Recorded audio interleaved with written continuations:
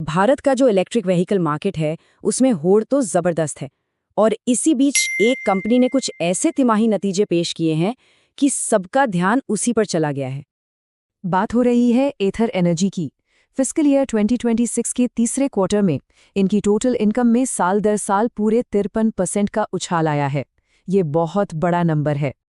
लेकिन इससे भी ज्यादा कमाल की बात पता है क्या है? इसी दौरान कंपनी ने अपने घाटे को 57% तक कम कर लिया। मतलब कमाई ऊपर और घाटा सीधा नीचे। तो सवाल यही उठता है कि ये जो बड़े बड़े नंबर हम देख रहे हैं, इनका असल मतलब क्या है? जमीन पर इथर ने ऐसा क्या किया कि ये रिकॉर्ड तोड़ नतीजे सामने आए? चलिए समझते हैं। अच्छा, इन आंकड़ों को जरा ध्यान से देखते हैं। ऑपरेशन से जो रेवेन्यू आया और जितने स्कूटर बिके, दोनों में सीधा सीधा 50% का जंप। और सबसे बड़ी बात, जो नेट लॉस था वो आधे से भी ज्यादा कम हो गया। मतलब ये एक जबरदस्त फाइनेंशियल टर्न अराउंड है। और ये जो लगभग 68,000 स्कूटर्स बिके ना, ये कोई छोटा मोटा आंकड़ा नहीं है। ये एथर के इतिहास में किसी भी एक क्वार्टर में हुई सबसे ज्यादा बिक्री है। मतलब एक नया रिकॉर्ड बन गया है।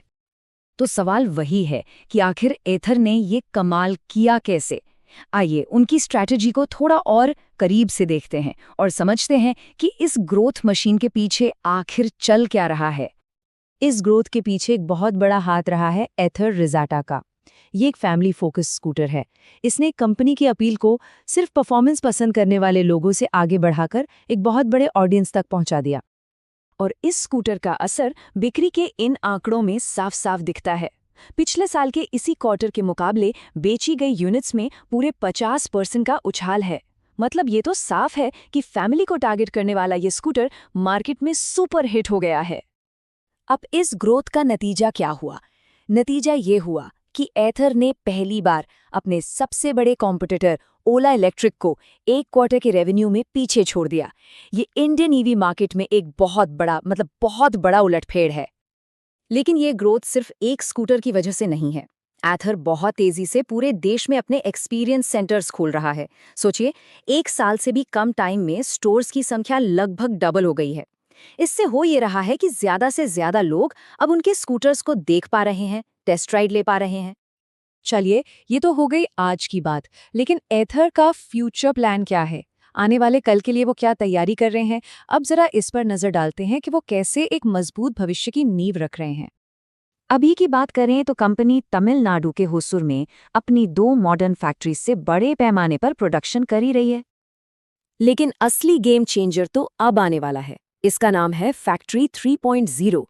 ये महाराष्ट्र में एक बहुत बड़ा मैसिव नया प्लांट होगा जो एथर की टोटल मैन्युफैक्चरिंग कैपेसिटी को 3 गुना से भी ज्यादा बढ़ा देगा। ये फ्यूचर के लिए एक बहुत बड़ा दाव है। और ऐसा नहीं है कि सिर्फ फैक्ट्रीज ही बड़ी हो रही हैं। इसके साथ साथ टेक्नोलॉजी में भी जबरदस्त इनोवेशन हो रहा है। और इसका मकसद है प्रॉफिट बढ़ाना और नए मार्केट्स तक पहुंचना।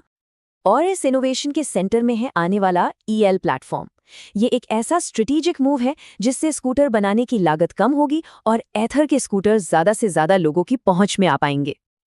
तो अब ये सारी तैयारी, ये सारे प्लान्स एथर को भारत के इस ईवी बैटलफील्ड में कहाँ खड़ा करते हैं?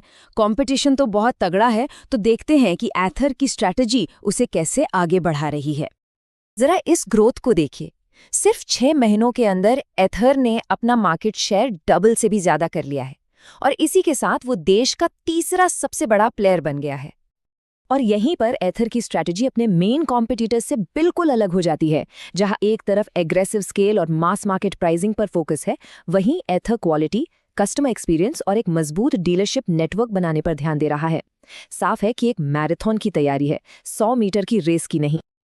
और देखिए, कंपनी की लीडरशिप भी यही मानती है। उनके CEO तरुण मेहता का कहना है कि ये क्वार्टर दिखाता है कि उनकी मार्केट शेयर में लगातार ग्रोथ हो रही है और वो प्रॉफिटेबल होने के रास्ते पर सही से आगे बढ़ रहे हैं। मतलब उनका तरीका काम कर रहा है। तो आखिर में सवाल यही बचता है, क्या सस्टेनेबल ग्रोथ और मैन्युफैक्चरिंग पर यह गहरा फोकस एथर को एक ऐसा ईवी एम्पायर बनाने में मदद करेगा जो लंबे समय तक टिकेगा? क्या ये लंबी रेस में जीत की स्ट्रैटेजी है? भारत में मोबिलिटी का भविष्य शायद इसी सवाल के जवाब में छिपा है।